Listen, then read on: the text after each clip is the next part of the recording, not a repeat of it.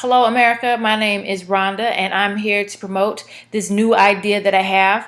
It's for a business card, and on the front of the card, it will read, "Bruh, that's racist," and you ain't even know it. Okay, and on the back, it's going to have resources on it for people when you have a racist moment with someone, rather than teaching them and trying to educate them on why what they said was inappropriate. Instead of you being that teacher role, you can just give them that card, and on the back of those 5 to 10 resources, those people can go and read on their own time and reflect and think about why what they said was inappropriate. And let me tell you how this card came into play. Okay, so I have had to deal with racist issues my whole life, primarily starting at 5 when I realized what it meant to be black. Okay, so I am in kindergarten playing with crayons and markers, okay, sitting at a round table with cubbies and such. And so one of my friends tells me, Ronda, you can't come to my birthday party because my dad said that black people aren't allowed in our home. Okay, she didn't know that was racist, but it was. Okay, it was racist. All right, so then when I was in 7th grade, same thing happened. Exact same scenario. A different white friend says, Ronda, you can't come to my birthday party because my dad said black people aren't allowed in our house. Bro, that's racist. You didn't even know it. Okay. So I'm 7 years old. I still don't really know about racism. I'm understanding blackness now, how it's perceived by other people. But I'm 7 years old. I don't have the words to interpret and to analyze what I am experiencing, okay, as a 7-year-old. So when I was in middle school, I was in this play. Okay, I'm in this classroom. I'm the only black person in the room. All right, the play is A Little Princess. Okay, and we already read the book, and so now we're about to act it out for our parents. All right, it just so happened to be that the day we were assigning roles, okay, I have to leave outside the room. I don't remember why. I just remember I wasn't in the room. So when I come back, all the roles have been assigned. Okay, so then I'm like, okay, teacher, what role am I playing? And they're like, you're gonna be Becky. I'm like, Becky? Who is Becky? Oh, right, Becky, the maid. Okay, and then she was like, everyone in the room thought that would be a good role for you. Me, the only black person in the room to play the maid in the play. Okay, bro, that's racist. You don't even know it. All right, but I'm over it. I'm not going to talk about it. I mean, I was in middle school. I didn't really know how to explain to the teacher that she was being racist, and she didn't even know it. All right, okay, go ahead. Let's go to high school. High school, it's a lot of bad experiences in high school. A lot of good ones too, but we're talking about race today. We'll talk about the good ones later. All right, so I'm in this class, right? And I'm one of 2 black people in the room. And so me and my friend, we kind of joke and say, we kind of offset the quota, because the quota should have been just 1 black person in this class. And because there was 2 of us, we had to become 1 person. And the reason why we said that is because the teacher referred to us as if we were 1 person. Okay, I'm not going to say my friend's name because she didn't give me her permission to use her name. So let's say her name was Taylor. So we were referred to as Taylor Ronda, like hyphenated. I don't know, 1 word, hyphen, Taylor dash Ronda. I don't know. So the teacher would always call us like, Taylor Ronda, come here. Taylor Ronda, I have a task for you to do. Taylor Ronda, I need you to run this errand for me. Like, did you need both of us, or like just one of us? Because we are separate people. I don't know. But for 2 years, she did that. Okay. So then there's this other incident in that same classroom. Again, we're the only 2 black people in the room. There's like 5 white people at the back of the room, and they're trying to figure out the name of a student in our school. And so we are sitting back there. I'm listening to them. They're like Jaka, Jaka. All 5 of them are trying really hard to sound it out. You know, that skill that you learn in kindergarten. Jaka, Jaka. Taylor Ronda, can you come here and help us figure out what this word is? So we go to the back. Taylor Ronda, we're 1, and we say, that's Jocelyn. It took us 0.02 seconds to get that out. And bro, that was racist, and you didn't even know it. Okay. That was inappropriate. Okay. Maybe that wasn't racist. Maybe you just didn't know how to pronounce that name. Our school is very small, and I felt like you should know how to say that word. Okay. Yeah. So now as an adult, I'm still dealing with it. All right. And again, I'm not trying to say that I feel like I'm naive enough to believe that I have escaped racism. All right. I ran 11 miles one time, and when I got to the end of the race, I was like, dang, race is still back there. And that affirmed to me, I can't outrun race. I can't outlive it. All right. It's always going to be there. But again, I'm just not going to be the teacher anymore because I'm over it. So, true story. I am on a bus with a bunch of African American students, primarily minorities, some non-African American students, but primarily minorities. And a white female adult gets on the bus and says she notices that all of the minorities are at the back of the bus. Really, all the students are at the back of the bus because who sits at the front of the bus? That's lame. All right.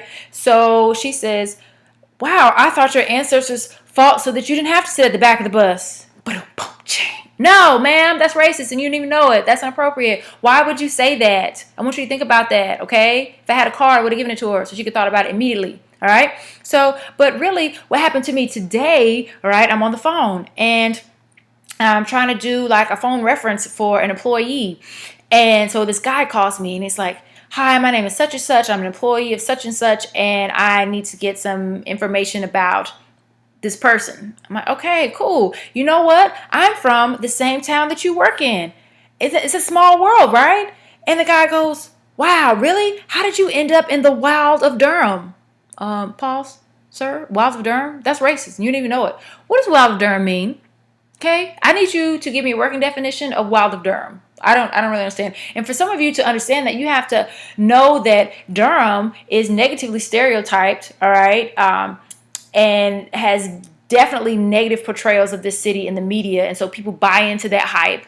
Okay, and it's primarily the African American people who are being negatively stereotyped, even though there's a myriad of different races represented here, but it falls on our shoulders. I mean, let's be for real, okay, sir? That's racist. You didn't even know it.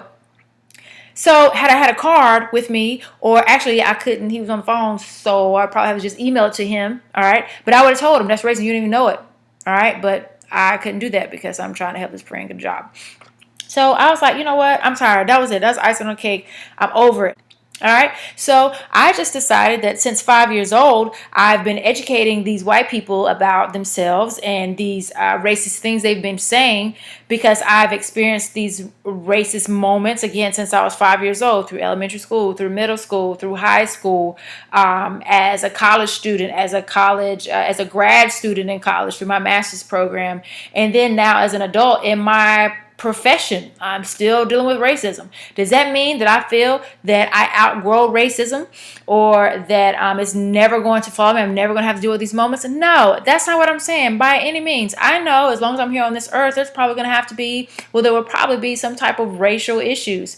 Can we outgrow it? I don't know. Maybe I'm 31. Okay, I don't know. Maybe we can. Maybe my son will get to grow up, and when he's older, he won't have to experience the things that I did. Okay, but nonetheless, I'm just saying, I'm through teaching you. I'm tired. It wears me down, okay? Every time I have to deal with a racist situation, it makes me think, and I'm working harder than you to try to teach you about why what you said was wrong, because it was racist and you didn't even know it.